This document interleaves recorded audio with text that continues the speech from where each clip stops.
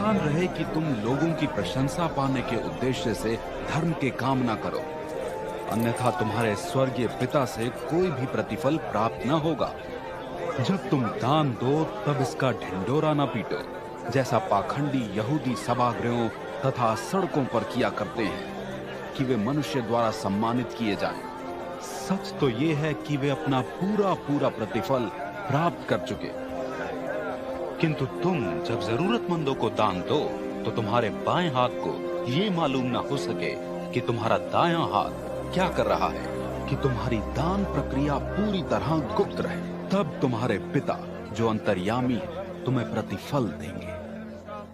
प्रार्थना करते हुए तुम्हारी मुद्रा दिखावा करने वाले लोगों के समान ना हो, क्योंकि उनकी रुचि यहूदी सभागृहों में तथा नुक्कड़ों पर खड़े होकर प्रार्थना करने में होती है कि उन पर लोगों की दृष्टि पड़ती रहे।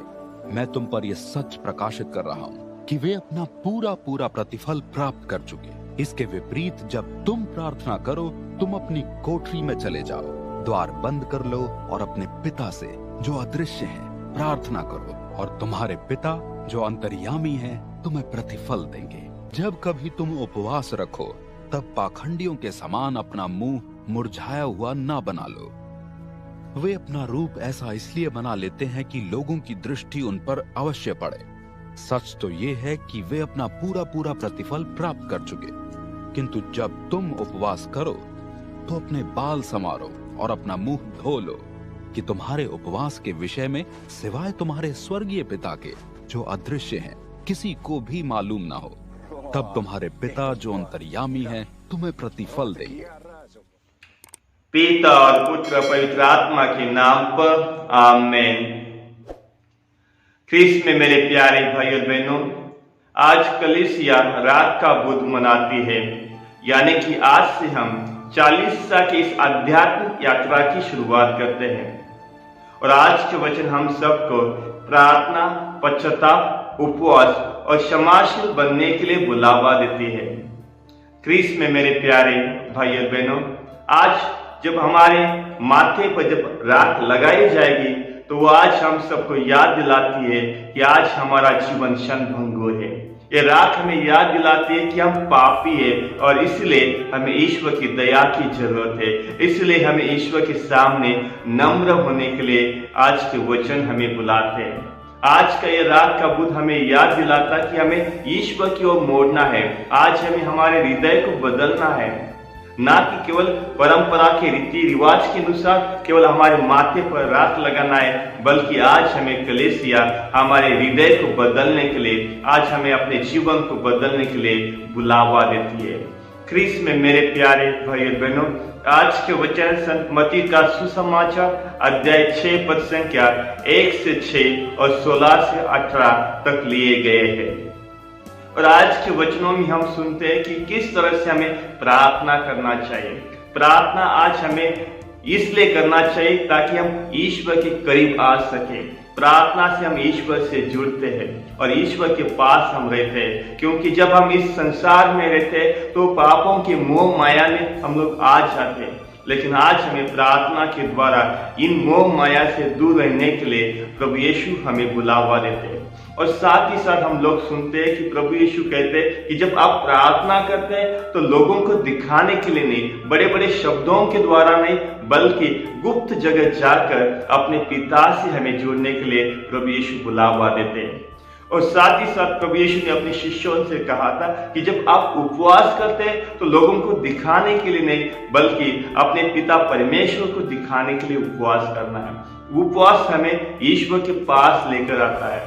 ख्रीस्त में मेरे प्यारे भाई और बहनों, हम उपवास किस लिए करते हैं? उपवास करने का कारण होता है जब हम गंभीर होते हैं, जब हमें कुछ चाहिए तब हम उपवास करते हैं कि मुझे ये जो निवेदन है, ये जो मेरी प्रार्थना है वो ईश्वर के पास जाए। इसलिए हम लोग शारीरिक उपवास करते हैं, शारीरिक भूख से हम लोग दूर रहते हैं। लेकिन आज हमें प्रभु यीशु इस 40 साल में याद दिलाते हैं कि आज हमें ना केवल इस शारीरिक भूख से दूर रहना है, बल्कि हमें हमारे जीवन में आध्यात्मिक भूख को बढ़ाना है, ईश्वर के भूख को बढ़ाना है। उसके पास आने के लिए, आध्यात्मिक जीवन बढ़ने के लिए ये 40 साल हमें बुलाता है। क्रिस्त में प्यारी भाई और बहनों, और इसीलिए हमें उपवास करना है। ना केवल भूख को हमें दूर रखना है, बल्कि आध्यात्मिक भूख को बढ़ाना है। आध्यात्मिक जीवन में आगे बढ़ने के लिए ईश्वर हमें बुलाते हैं, और साथ ही साथ हमें हमारे जीवन में दान धर्म करने के लिए, जो दुख में है, तकलीफ में है, बीमार है, उन सबको ईश्वर की दया को दिखाने के लिए बुलावा है। जब हमारे जीवन में हम ईश्वर की दया का अनुभव करते, प्यार का अनुभव करते, क्षमा का अनुभव करते, तो वही अनुभव आज हमें लोगों को देना है।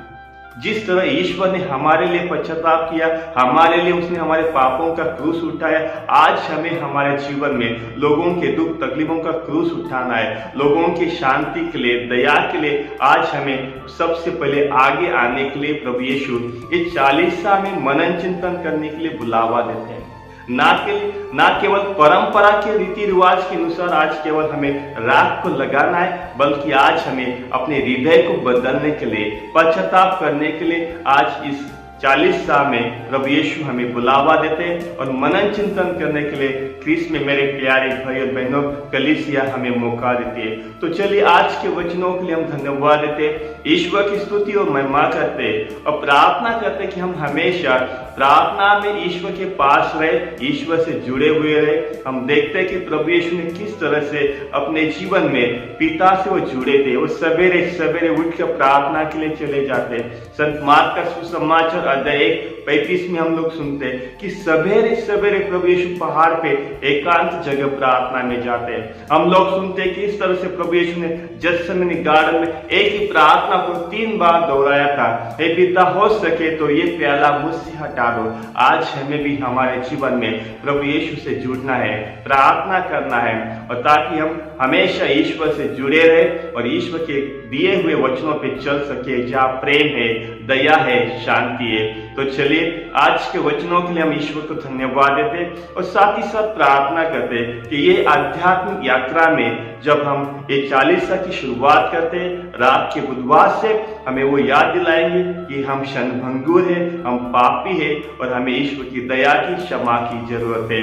तो चलिए प्रार्थना करते हैं कि हम हमेशा ईश्वर के दिए हुए वचनों पे चल सके। तो आज के वचनों के लिए हम ईश्वर को धन्यवाद देते, ईश्वर की स्तुति और महिमा करते हैं। पिता, पुत्र और पवित्र आत्मा की बड़ाई होवे, जैसे वो आदि में अनंत काल तक सदा रहेगी। आमीन।